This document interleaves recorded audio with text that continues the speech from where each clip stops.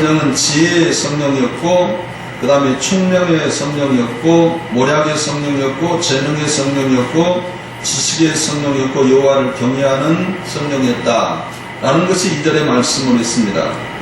자, 그러면 예수님께서 성령이 충만하면 어떤 행동을 할까라는 거예요. 예수님이 이 지혜의 영, 총명의 영이요, 모략과 재능의 영이요, 지식과 여호와를 경외한 6가지 영으로 충만해 있을 때 어떤 행동이 나오겠는가? 여러분들은 예수님과 같은 성령을 받고 난 다음에 어떤 것이 가장 먼저 생각이 나는가? 많은 사람들이 성령 받으면 제일 처음에 방언을 할 것이고 그 다음에 예언을 할 것이다 이렇게 생각을 할 가능성이 있습니다. 근데 성령론이 성령에 대해서 가장 자세하게 기록하는 것이 이사야서고, 두 번째로 자세하게 기록하는 것이 요한계시록이에요. 그 다음에 자세하게 기록하는 것이 이제 고린도 전서 성령론에 대한 이야기가, 은사론에 대한 이야기가 있는데, 거기는 은사론에 대한, 고린도 교회가 은사에 대한 문제가 생겨서 성령에 대한 은사의 부분을 이야기함으로 오해했던 것 같아요. 그래서 성령을 이사야서 11장에 있는 이 성령과 요한계시록에 나타난 성령과 고린도전서에 나타난 성령을 잘 이해하지 못하면 성령조차도 왜곡이 될 수가 있습니다. 그래서 성령론이 늘 왜곡이 될 가능성이 있는데, 오늘 예수님께서 성령으로 태어나고 성령으로 인하여서 살았고, 성령의 십자가를 지고 성령으로 귀신을 쫓아내고 성령으로 살았던 예수님, 그 성령 6가지의 기능으로 예수님에게 왔는데, 예수님께서 그 성령으로 충만한 결과는 어떤 결과를 낳느냐라는 것이 오늘 본문 말씀 11장에 있는 내용입니다. 첫째, 어떤 결과를 낳습니까? 그가 여호와를 경외함으로 즐거움을 삼을 것이며 라고 있습니다. 첫째, 성령이 여러분들에게 충만하고 성령으로 충만하는 사람들의 특징이 뭐냐면 여호와를 경외함, 이것이 즐거움입니다 라는 거예요. 성령으로 충만하지 못하고 내가 세상에 살아갈 때는 내가 즐거움의 대상이 뭐냐, 남보다 재산을 많이 가질 때와 남보다 내가 똑똑할 때, 남보다 많이 학교에서 1등을 할 때나 남보다 더 잘 나갈 때, 그것을 내가 즐거움의 대상으로 삼았습니다. 그러나 이제 성령이 충만하면 그것이 우리의 즐거움의 대상이 아니에요. 그것은 우리의 허무의 대상입니다. 왜냐하면 사람을 치고 올라갈 때, 사람의 것을 찾고 갈 때 즐겁지 않아요. 다른 사람은 내가 치고 올라가서 1등이 될 때 그것이 즐거움이 되는 것이 아니고 오히려 다른 사람에게 도움이 되어야 되겠다라는 부담으로 여겨, 성령이 충만한 게 부담을 여기는데 그게 즐거움의 대상이 될 수가 없습니다. 그러므로 성령이 충만한 사람의 첫째의 즐거움은 여호와를 경외함으로 인한 즐거움입니다. 왜 그러는가? 성령의 지혜의 영과 지식의 영과 여호와를 경외하는 이런 모든 것은 어디에 초점이 맞춰져 있느냐 하면 여호와를 아는데, 여호와를 높이는데, 여호와를 경외하는데 초점이 맞춰져 있기 때문에, 지혜 있는 사람, 지식이 충만한 사람, 여호와의 지식으로 충만한 사람은 당연히 그에게 나타나는 결과가 뭐냐? 여호와의 경외함입니다. 여기에 지혜의 영이 나에게 임했어요. 총명의 영이 나에게 임했어요. 그 다음에 모략과 재능의 영이 나에게 임했어요. 지식과 여호와를 경외하는 나에게 임했어요. 그 결과가 어떻게 나타나겠어요? 물론 방언은 말함으로 나타날 가능성이 있는데, 그것은 은사의 한 일개 부분이지 성령의 최종적인 모습은 아닙니다. 여호와를 경외함으로 즐거움을 삼았다라는 사실이에요. 자, 우리가 여호와를 경외함의 보상이 뭐냐? 여호와를 왜 경외해야 되냐? 성령이 충만하면 하나님께서 성령을 통하여 우리를 여호와를 경외하게 하는데, 여호와를 경외하는 것이 뭐냐면 생명으로 충만케 하기 위한 거예요. 여호와를 경외하는 것이 악에서 떠나게 하기 위한 수단이었어요. 그러므로 성령이 충만하면 우리가 예배하고 여호와를 경외하고 예배하는 첫 시간을, 나의 첫 시간을 하나님께 경외하는 시간, 하나님을 높이는 것, 여호와를 경외하는 것으로 기초를 쌓는단 말이에요. 한번 우리가 잠언서에 한번 보겠습니다. 잠언서에 보면 대부분 잠언서 여호와를 경외하는 것은 악에서 떠난 것이고, 악에서 떠남으로 인하여 생명으로 충만하고, 생명으로 충만하게 됨으로 인하여서 우리가 내 안에 있는 죄로 인한 재앙이 물러간다 라는 것이 잠언서가 말하는 여호와의 경외하는 신앙입니다. 우리가 잠언서 한번 보겠어요. 잠언서 14장 27절 말씀부터 봉독합니다. 잠언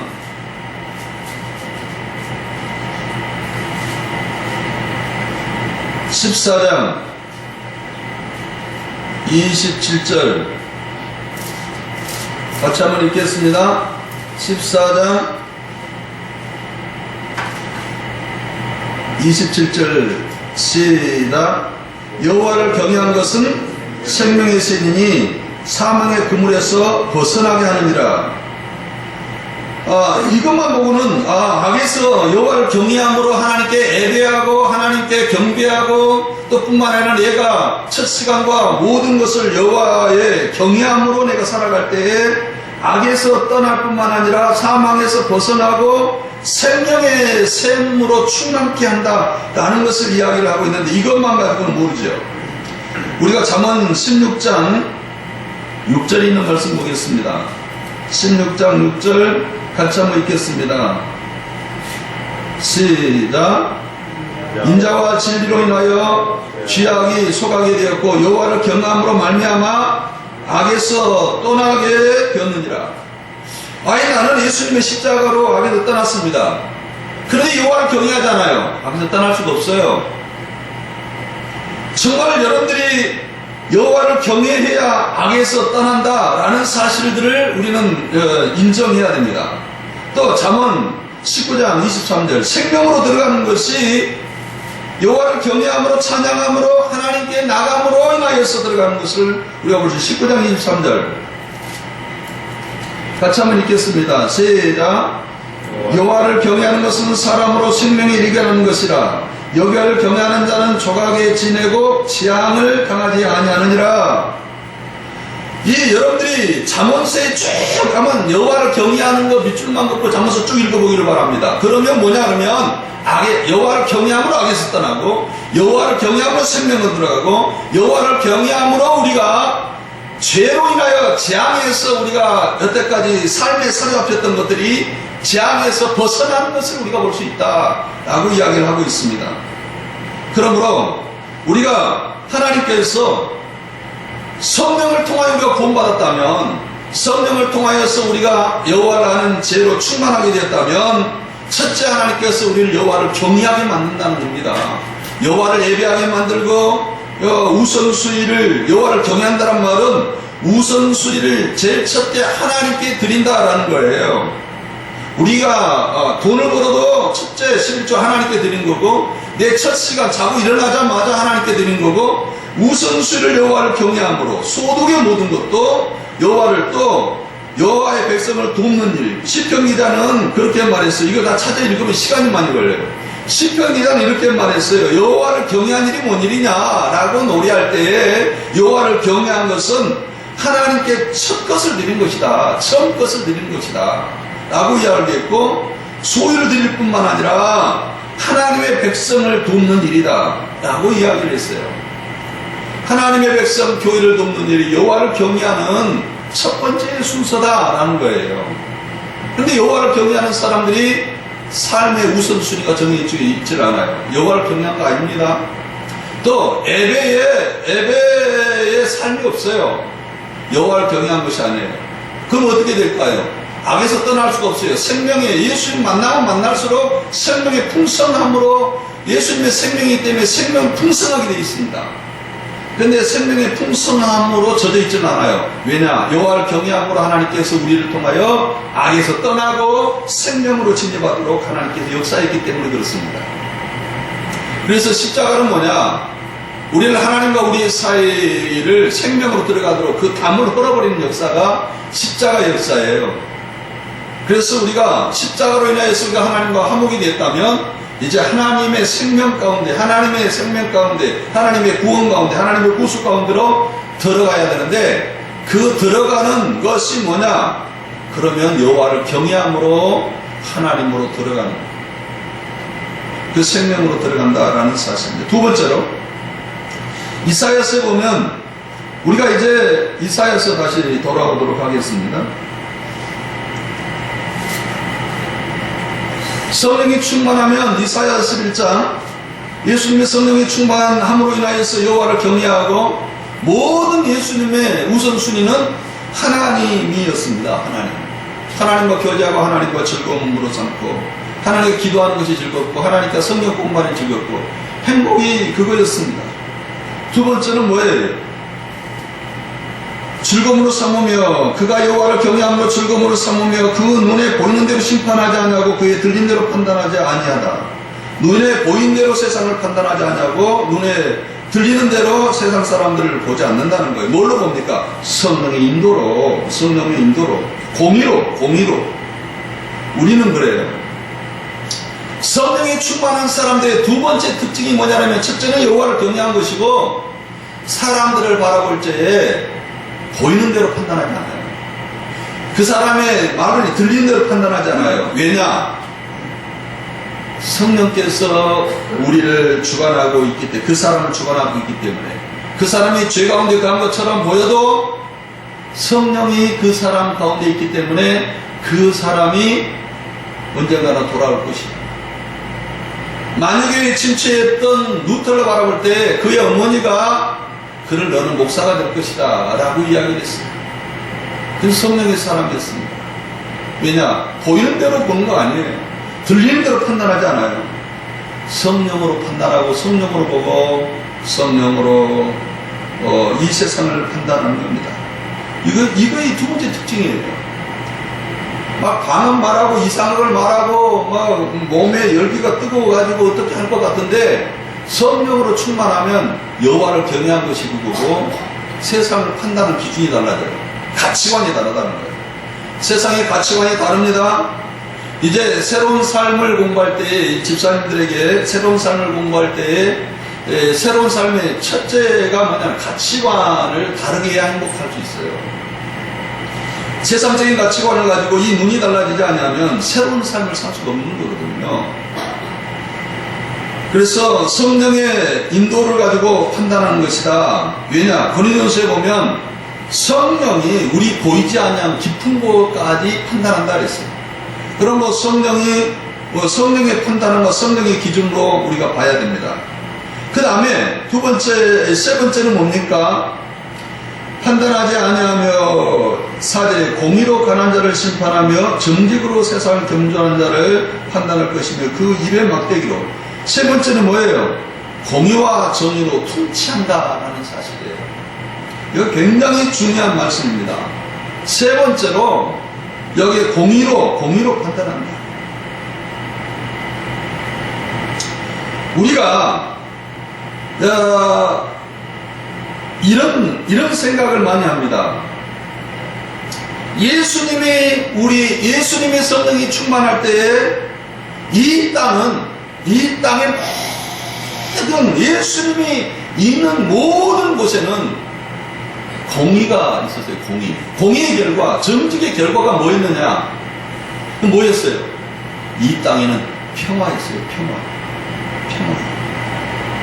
이 땅에는 예수님이 이 땅에 모든 사람을 공의와 정의로 이 세상을 성령으로 인하여 다스리게 되면 가정도 평화롭고 교회도 평화롭고 그 사람이 있는 곳마다 성령의 사람이 있는 곳은 평화예요. 하나님께 영광이고 하늘에는 하나님께 영광이고 여호와를 경외하는 것이고 두 번째는 뭡니까? 예수님이 이 땅에 태어나서 아기 예수가 왔어요. 하나님께 영광이 이 땅에는 평화로다. 평화예요. 뭘로 통치하기 때문에 공의와 정직으로 이 세상을 다스리기 때문에 평화롭다라고 이야기를 했어요. 그런데 생각해 보세요. 이 땅에 성령이 충만하지 못하기 때문에 이 땅에는 평화롭지를 못해요. 이 땅에는 갈등이 있습니다. 왜요? 성령이 충만하지 못하기 때문에. 여러분들이 이제 이사야서의 결론이 뭐냐면 이겁니다. 예수님이 이 땅에 오셔가지고 많은 사람들을 성령 충만하게 할 텐데, 성령 충만한 결과가 뭐냐면 여호와를 경외하는 것이고 하나님께 영광 돌리는 것이요, 하나님은 영광으로 충만하게 만드는 거예요. 두 번째는 뭡니까? 이 땅에는 평화가 충만하도록 만드는 겁니다. 평화가, 이 땅에는 평화가 충만하게 돼 있어요. 왜냐? 그걸 정의를 바라기 때문에. 그가 공의로 이 세상을 바라보고, 이 세상에 성령의 눈으로 바라보고 성령으로 보이는 대로 판단하는 것이 아니라 성령으로 사람을 보고 성령의 사람으로 이 땅을 바라보기 때문에 이 땅에는 사랑과 은혜와 공의가 충만해요. 그런데 왜 이 땅에는 공의와 이 사랑이 충만하지 못하느냐? 진리가 왜곡이 돼서 그래요. 진리가. 지금 IS 뭡니까? 중동의 모든 것이 갈등이에요. 모든 것이 전쟁이에요. 그게 다 뭡니까? 다 예수님, 다 하나님을 믿으면서 그들은 조장을 하고 있습니다. 갈등을 하고 있습니다. 그리고 하는 말이, IS도 자기는 순교에 타요. 순교에. 왜냐? 그건 예수를 잘 믿는다고 생각해요. 그런데 이사야 선지자는 뭐라고 합니까? 그들에게 너희들은 정의를 받았더니, 이사야서 성령을 인하여서 그들에게 정의를 받았더니, 이사야서 5장 7절 한번 보겠어요.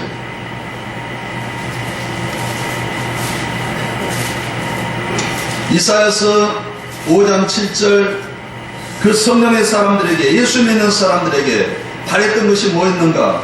한번 보게요. 이사야서 5장 7절에 있는 말씀, 시작. 무릇 여호와의 모든 포도원은 이스라엘 족속이요 그가 기뻐하는 나무는 유다 사람이라. 그들에게 정의를 받았더니 도리어 포악이요 그들에게 공의를 받았더니 도리어 부르짖음이었도다. 여러분 생각해 보시길 바랍니다. 이 중동 지방이 똑같아요.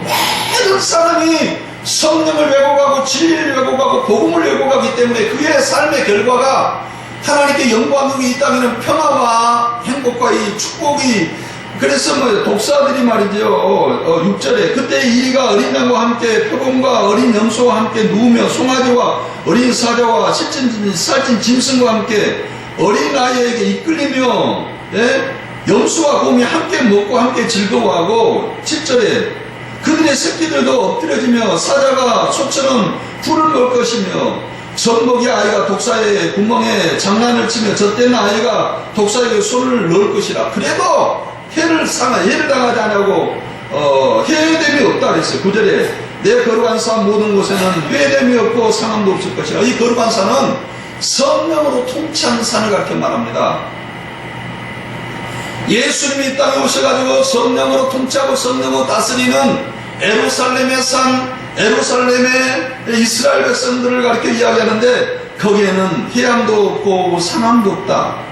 그런데 이것을 뭘로 해석하느냐? 미래에, 예수님이 미래에 천국이 이 땅에 임하면, 아니에요? 그렇지 않습니다. 예수님이 이 땅에 평화왕으로 오셨습니다. 야기스로 탄생을 한 것이 하나님의 영광, 이 땅에 평화의 왕으로, 이 땅에 평화로 충만하기 위해서 예수님 오셨어요. 예수님의 탄생의 목적이 뭐예요? 두 가지 아닙니까? 하나님께 영광이고 이 땅에 평화 아닙니까? 그런데 우리는 이 땅에 갈등을 조장하고, 이 땅에 성령의 사람들이, 하나님의 사람들이 이 땅에 불편함을 조장하는 것은, 이것은 하나님의 사람들이 해야 할 태도가 아닌 것을 이야기를 한단 말이에요. 에레미야서도 그렇게 말합니다. 여호와의 말씀이라 보라, 때가 이르리니 내가 다윗에게 한 의로운 자를 일으키리니 그가 왕이 되어 지롭게 다스리며 세상에 정의와 공의를 행할 것이며 그랬습니다. 그날에 유다 백성들은 구원을 받겠고 이스라엘은 평안히 살 것이며 그의 이름은 여호와 우리의 공의라 일컬음을 받으리라 라고 했습니다. 그렇기 때문에 예수님께서 뭐라고 이야기했어요? 제자들에게 너희는 옛날에는 어떻게 들었느냐? 눈은 눈으로 이런 입으로 갚으라고 말씀했는데 내가 너희에게 말하노니 그렇게 악한 맞설지 말라. 예? 너희가 성령이 충만하면 내가 오른밤을 치거든 왼밤을 돌려대고 너희를 걸어서 고소하려 하는 사람에게 속옷을 가진 사람들에게 겉옷까지 내어주라. 억지로 오리를 가자 하는 사람의 심리를 가주라 라고 말했어요. 왜? 여러분들이 성령이 충만하지 아니하면 모두 모욕을 당할 수가 없습니다. 소송을 걸어올 때 손해를 감수할 수 없습니다. 성령이 충만하면 감수할 수가 있고, 성령이 충만하면 목뱀을 당할 수 있고, 성령이 충만하면 그렇게 할 수가 있고, 타락한 인간 속에서는 모욕을 당할 수가 없는 겁니다. 그러나 성령의 사람들은, 예수님의 성령으로 인하여서 성령으로 충만함을 받는 사람들은 이 땅에 이렇게 갈등이 아니라 하나님께 영광으로 살아갈 수가 있는, 평화로서 살아갈 수 있는 하나님의 사람이 되는 겁니다. 이 하나님의 성령의 사람들이 이 땅에 평화롭고 이렇게 갈등의 사람들이 아니라 사랑과 은혜의 사람들로 계속적으로 변화가 될 때 이 땅은 어떤 역사가 일어나느냐? 이 땅은 이리가 어린 양과 함께, 표범이 어린 염소와 함께 누우며 송아지와 어린 사람들 함께 뒹구는 역사가 여러분들을 통하여, 성령의 사람들을 통하여, 예수님의 성령으로 다스림받는 그 사람들을 통하여 이 땅에 그런 역사가 일어나게 됨으로 인하여서 이 땅에 하나님의 나라가 오게 되는 것을 말씀하고 있어요. 하나님의 나라가 어떻게 옵니까? 죽어서 천국 가는 하나님의 나라입니까? 그것도 물론 있습니다만 그것은 0.1%밖에 안 됩니다. 그러므로 고린도 교인들에게 고린도전서 6장 1절에 보면, 여러분 어떤 사람들은 다른 사람을 소송한 일의 경우에 있어서 교회 안에서 해결하려고 하지 아니하고 불의한 자들에게 재판을 맡으려고 합니다. 여러분이 서서 소송을 제기한 것부터 벌써 여러분은 성령의 사람이 아닙니다. 차라리 불의를 당해 주시길 바랍니다. 왜 차라리 속아주지 못합니까? 도리어 여러분 자신이 불의를 행하고 속여 빼앗고 있으며 그것도 신도들에게 그런 짓을 하고 있습니다. 불의한 사람들은 하나님 나라를 상속받지 못할 것을 여러분 알지 못합니까? 라고 말할 때 여기서 고린도전서 1장 6장 1절서부터 9절까지 있는 내용이 바로 그 내용이에요. 우리는 알아야 됩니다. 이사야서 선지자는 4절에 보면 공의로 가난한 자를 판단하시며 그랬어요. 그의 막대기로 세상을 치며 그의 입술로 기운을 막는다. 이 막대기가 입술은 다음에 한번 내가 이야기를 하려고 하고요. 여러분들이 예수님께서 우리에게 말씀하는 내용이 뭐냐면, 내가 예수님이, 내가 하나님 안에서 내가 하나님을 사랑같이 나도 너희를 사랑하니 너희가 내 사랑하니까 라고 이야기를 했어요. 그래서 제자들이 물어봤죠. 예수님의 하나님의 사랑 안에 거하는 방법이 뭡니까? 라고 물어볼 때, 내가 아버지의 계명을 지켜 그 사랑에 거하는 것 같이, 내가 아버지의 사랑 안에 거하는 것은 내가 아버지의 계명을 지키는 건데, 그 아버지의 계명이 뭐냐면 내가 너희를 사랑하는 것이라 그랬어요. 그러므로 너희가 내 계명을 지켜 내 사랑 안에 거하는데, 내 계명이 뭐냐? 너희가 서로 사랑하는 것이다. 그래야 내 사랑 안에 거하느니라. 우리 요한복음 15장 9절에서부터 12절까지 한번 읽어보겠습니다. 예수의 사랑 안에 가고 예수 안에 가는 것이 뭐냐? 많은 사람들이 예수 안에 살고 예수와 함께 죽고 예수와 함께 더불어 살아간다는 말을 늘 오해하기 때문에 이 말에 대해서 여러분들이 각인을 해야 될 것 같아요. 9절 말씀부터 한번 읽어보겠습니다. 요한복음 15장 9절 같이 읽습니다. 시작. 아버지께서 나를 사랑같이 나도 너희를 사랑하였으니 나의 사랑 안에 거하라. 예수님의 사랑 안에 거한 것이 뭐라고요? 내가 아버지의 계명을 지켜 그의 사랑 안에 거한 것 같이 너희도 내 계명을 지키면 내 사랑 안에 거하리라. 그게 뭐예요? 내가 이것을 너희에게 이름은 내 기쁨이 너희 안에 있어 너희의 기쁨을 충만하게 하려 함이라. 내 계명은 뭐라고요? 곧 내가 너희를 사랑같이 너희도 서로 사랑하는 것이라. 여기에 제자들이 물어봤어요. 예수님이 하나님 안에서 하나님 안에서 그렇게 보호받고 생명으로 들어가고 악에서 떠나고 여호와를 경외하고 그렇게 하나님 안에서 살아가는 방법이 뭡니까? 라고 물어봤어요. 그러니까 예수님께서 아버지가 나를 사랑했지 않느냐? 나도 너를 사랑한다. 그런데 내가 너희를 사랑을 함으로 인해서 내가 아버지 사랑 안에 거한다. 너희도 내 사랑 안에 거하려면 나의 계명을 지키는, 나의 계명이 뭐냐면 너희들이 서로 사랑하는 것이다. 너희가 서로 사랑함으로써 내 사랑 안에 거한다. 여러분들이 이것은요, 이 창세기부터 흘러나오는 말씀이에요. 우리가 이 세상에 갈등을 조장하고 지그들이 1등이라고 그러고 2등이라고 그러고 이건 굉장히 웃기는 이야기예요. 이것이 엄청나게 웃기는, 정말 복음을 왜곡해도 보통 왜곡한 것이 아닙니다. 이스라엘 백성들처럼 똑같이 돼요. 한국교회가 성령으로 충만하지 못하고, 한국교회가 정말 여기 진리로 바로 돌아가지 못하면, 진리 안에서 살아가지 못한다면, 진리인 예수님이 여호와를 경외한 것처럼 우리가 경외하고, 눈으로 본 대로 생각한 대로 판단하는 것이 아니라 성령으로 판단하고 성령으로 사랑을 하고, 그럴 때 우리 안에서 공의와 정직으로 충만하게 되면 이 땅에 하나님 안에 사람들이 살아감으로 인하여서 생명 안에서 악에서 떠나가게 되고 생명 안에 들어가는 것을 볼 수가 있습니다. 그러므로 여러분들이 그렇게 될 때 어떻게 됩니까? 우리가 사랑으로 충만하고 은혜로 충만하고 진리로 충만하게 될 때 이 땅에는 어떤 역사가 일어나느냐 그러면 이사야서 이야기한 것처럼 사자의 손을 져도 사자가 물지 않아요. 아니 그거 아니라고요? 천만의 말씀이에요. 예수님께서 광야에서 시험 받을 때에 예수님 옆에 사자들이 우글거렸어요. 예수님께 사자들이 고양이처럼 물었어요. 성 프란시스코라는 사람이 있었는데 그 사람은 어떻게 이야기했느냐? 거기 성 프란시스코 같은 경우는 그 사람이 가면 이상하게 다른 사자들은 다른 사람들이 올 때 으르렁거리고 그러는데 성 프란시스코 같은 그런 사람이 가면은 사자들이 고양이처럼 헬렐레 한다는 거예요. 정말 그렇습니다. 사자들이나 맹수들을 바라볼 때요, 내가 너를 해치지 않아 라는 표시만 해주면 절대 사자들이나 이런 것들이 해치질 않아요. 왜 해치질 않아요?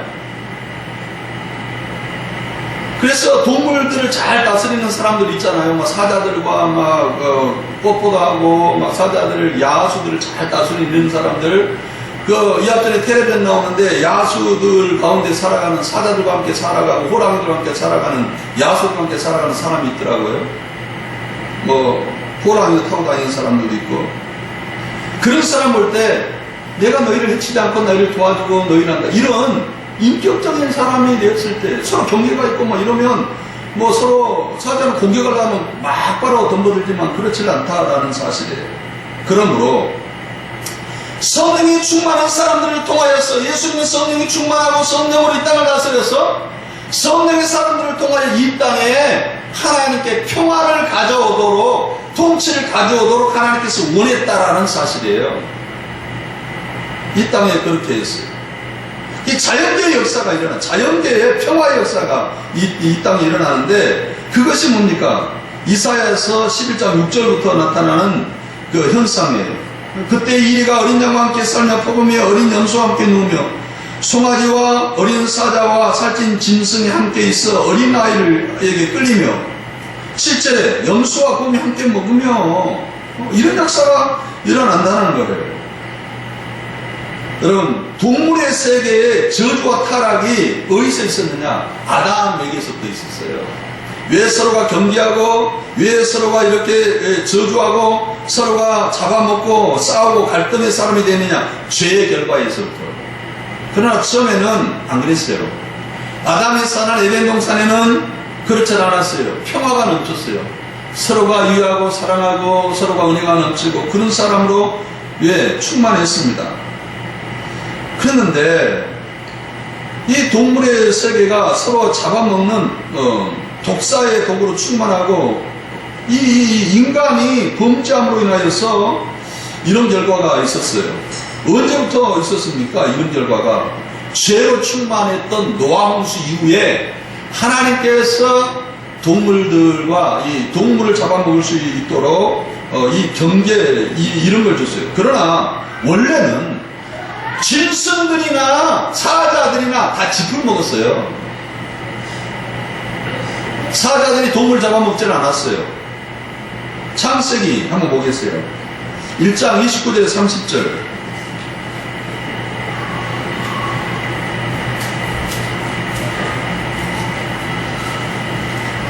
창세기 1장 29절 말씀 한번 읽어보도록 하겠습니다. 시작. 하나님이 이르시되 내가 온 지면에 씨 맺는 모든 채소와 씨가 된 열매 맺는 모든 나무를 너희에게 주노니 너희의 먹을거리가 되리라.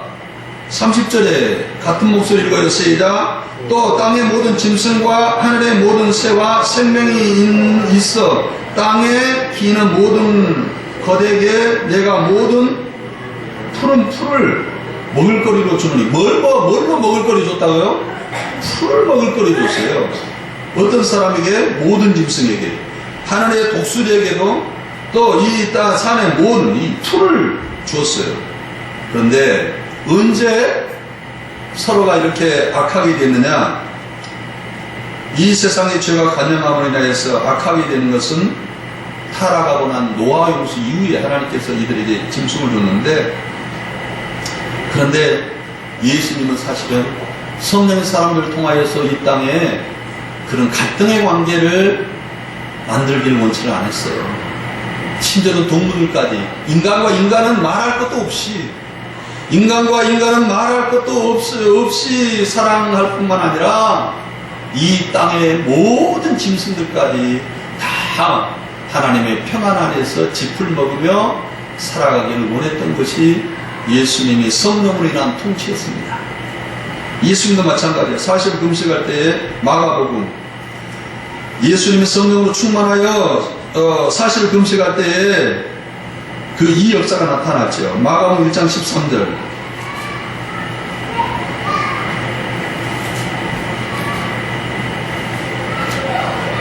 마가복음 1장 13절 같이 한번 읽겠습니다. 시작.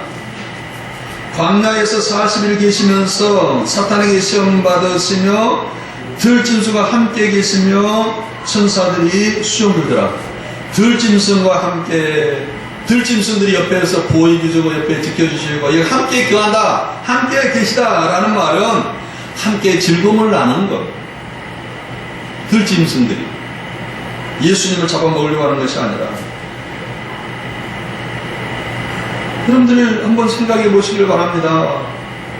이 땅에 성령이 충만한 결과가 뭐입니까? 이 땅에 평화, 동물들까지 평화하고 인간들까지 평화하는 결과가 성령 충만한 사람들의 결과였어요.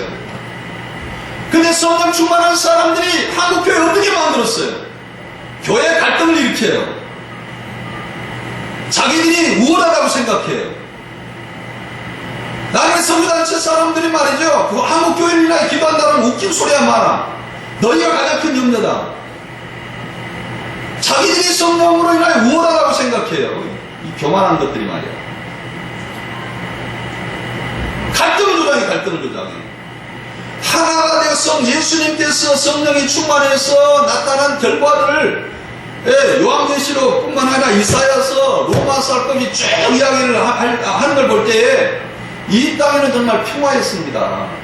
모든 사람들에게 사랑과 은혜와 용서, 예수 안에 살아가는 것도 사랑으로 충만해서 예수 안에서, 성령 안에서 어떻게 살아가는 겁니까? 사랑할 때 예수님의 성령 안에 살아가는 거 아닙니까? 예수님의 성령에 인하여서 하나님 안에 살아가는 방법이 뭐였습니까? 우리는 몸 죽도록 사랑했던 것, 그걸로 인하여 하나님 안에 살아가겠어요.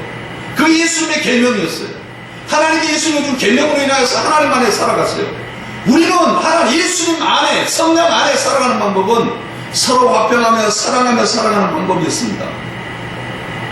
근데 이것이 안 되는 거예요. 성령 충만한 사람들이. 그러므로 지금 중동에 일어나는 사건들이 한국교회도 일어나고 뭐 어디 교회든지 갈등이 있고, 어디 교회든지 문제가 있고, 어디 교회든지 뭐 성령의 운동이 일어나는 곳들마다 역사가 일어나는 걸 여러분들이 경험하지 않습니까? 사실은.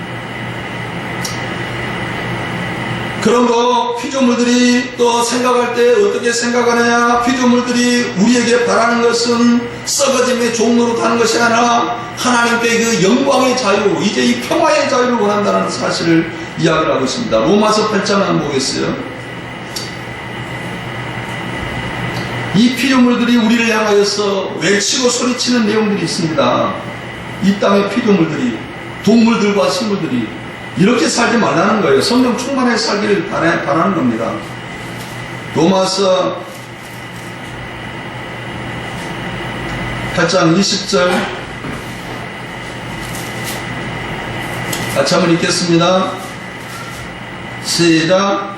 피조물이 험한데 뭐라고요? 19절에도 피조물이 고대하는 바는 하나님의 아들들이 나타나는 것이라. 어떤 하나님의 아들들이요? 성령의 사람, 하나님의 아들들, 예수님께 다스림 받는 성령의 사람들, 이 사람들이 아들들이 나타나는 것이라. 피조물이 험한데 굴복한 것이 자기 뜻이 아니요 오직 굴복하게 하는 이로 말미암음이라. 그의 바라는 것은 피조물도 썩어짐의 종으로 한 데서 해방되어 하나님의 자녀들의 영광의 자유에 이르는 것이라. 이 영광의 자유는 뭐예요? 하늘의 영광의 자유예요? 이 땅에 평화가 깃들고 넘쳐나는 자유. 정말 이 땅에 정말 갈등으로 탄식하는 이 피조물의 고통들. 이 22절에 피조물이 다 이제 함께 탄식하며 함께 고통을 겪고 있는 것을 우리가 아느니라. 그런데 여기에서 이 피조물들이 고통이 뭐예요? 독사들이 말이지 막 뜯어가지고 죽이고. 피조물의 고통이 뭐예요? 사자들이 이 어린 양의 새끼를 잡아먹고 이러면서 서로 찢기고 상처받는 이것이 피조물의 고통 아니에요? 그래서 하나님의 사람들에게, 성령의 사람들에게 바라는 것이 뭡니까? 영광의 자유예요. 영광의 자유. 영광의 자유는 뭐예요? 성령이 충만받아 갈등을 조장한 것이 아니라 갈등에서 일반돼가지고 이 몸들까지 다 평화로운 그것을 피조물들이 바라고 있다라는 거예요. 그래서 22절에 피조물들이 다 이제까지 함께 탄식하며 함께 고통을 겪고 있는 것을 우리가 아는, 이뿐만 아니라 또한 우리고 성령의 처음 익은 열매를 받는 우리까지도 속으로 탄식하여 양자될 것 곧 우리의 몸의 속량을 기다리는 것. 우리가 소망으로 구원을 얻음에 이 땅의 모든 사람들이, 이 땅의 모든 피조물들이 지금 바라고 기대하는 것은 뭡니까? 성령으로 충만한 사람들을 기대하고 고대하고 있는 겁니다.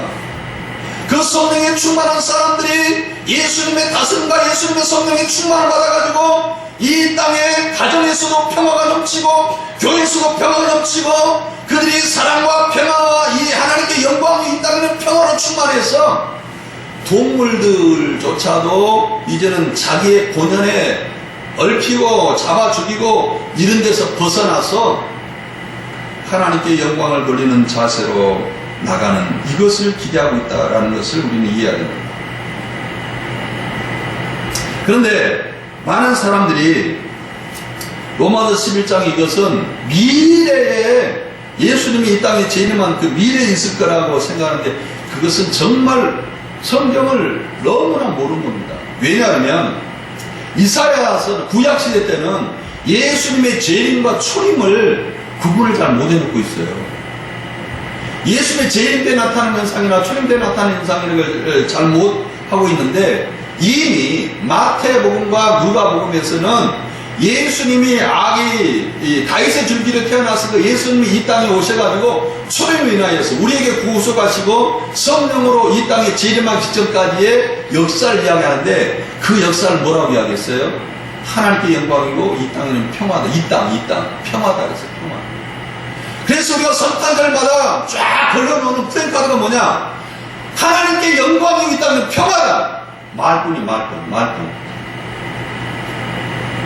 예배자로 설치하죠. 우리가 성령 충만한 예배자로, 하나님께 영광을 돌리는 예배자로, 삶의 영광이고 정말 모든 첫 우선순위가 하나님께 영광, 이 예배자로 첫째 서 있어야죠. 그게 영광 돌리는 거고, 그 다음에 성령 충만하여서 우리의 가식과 편견과 우리가 생각하는 모든 가치관들과 이 땅으로 보고 판단하고 이 모든 것들을 다 없애버리고 성령으로 판단하고 성령으로 느끼고 성령으로 이해하고 성령으로 우리가 사람을 보고 성령으로 생각을 하는 그 사람이 되어서 이 땅에 평화로 충만하게 만드는 사람이 될 때 그 사람이고 성령의 사람입니다. 근데 보세요. 한국의 성령론이 얼마나 왜곡됐는지. 성령 충만하면 막 마음이 뜨거워가지고 막 사람들에게 예수 하면 죽어. 그 사람이 성령 충만한 사람은 다 왜곡됐죠. 또 자기가 제일주의라. 아무나 뭐하고 어떤 사람은 싸워요 같이. 옛날에 성령이 막 한국교회 충만할 때에 제가 군대에 있었는데 한산 기도를 갔는데 그날 밤내 성령운동, 그러니까 성령으로 방언하고 성령으로 예언하고 막 그런 사람들이 이제 아침에 출근하고 차를 타는데 내 먼저 타려고 죽일 놈 살릴 놈 하면서 싸우고 난리고, 차는 뭐 45인승밖에 안 되잖아요. 거기에 100몇 명이 타야 되니까 저녁에 집회하고 나온 사람이 1000명이 넘으니까 그걸 서로 타려고 싸우고 난리고. 그것이 한국교회 성령론의 모습이었습니다. 그렇습니까? 이스라엘, 중동, IS 요까지 마시길 바랍니다. 우리가요, 성령 충만함으로 돌아가야 돼요. 성령 충만해야 돼요. 근데 우리 있는 곳에 화평이 있고 평화가 있고 이 땅에 평화로 충만해야 돼요. 예수님의 다스림으로 충만해야 돼요. 말씀 마치려고 합니다. 지금 성탄절이 가까우고 있는데 교회는 갈등이 있고 가정에는 갈등이 있고 국가는 여야 갈등이 있고 난립니다. 예수 믿는 사람이 대봉장이 되고 난리하는데도 거기에 갈등이고요. 성도가 해야 할 일이 아닌 줄 믿습니다. 모든 사람 여기서 해방되기를 원합니다. 모든 교회도 이곳에서 해방되기를 원합니다. 가정도 해방되기를 원합니다. 사랑하는 성도 여러분, 우리는 성령의 사람이 되어서 성령의 열매를 맺는 성도가 되기를 바랍니다. 기도하겠습니다. 하나님, 오늘도 두서없는 말씀을 했습니다. 하나님의 마음을 가지고 성령의 왜곡된 성령으로 인하여서 교회는 상처받고 가정은 상처받고 가정은 뿔뿔이 흩어지고 교회는 상처로 인하여 찢어지고 나라는 남북 간의 갈등, 또 교회 간의 갈등, 정말 진보와 보수와의 갈등, 성령의 사람들이 수없는 갈등을 주장하고 있습니다. 하나님, 성령 충만함 받게 해주시옵소서. 교회마다 성령 충만하고 가정마다 성령 충만하고 사람마다 성령 충만하여서 그 결과가 하나님께 영광이고 이 땅에는 평화가 깃들 수 있도록 성령의 사람만이 할 수가 있는 그 놀라운 일들을 우리가 해낼 수 있도록 이 교회를 불쌍히 여기시고 있는 성도들을 불쌍히 여기시고 목회자를 불쌍히 여기시고 죄에 사로잡히지 않고 욕에 사로잡히지 않고 우월감에 사로잡히지 않고 교만에 사로잡히지 않냐고 성령에 사로잡히고 겸손에 사로잡히고 보는 대로 판단하지 않냐고 생각하는 대로 판단하지 않냐고 들리는 대로 판단하지 않냐고 공의와 정의가 이 교회에 넘쳐나게 해주셔서 하나님의 사람들로 충만하고 여호와를 아는 지식으로 충만할 수 있도록 도와주시옵소서. 예수님 이름으로 기도드렸습니다. 아멘.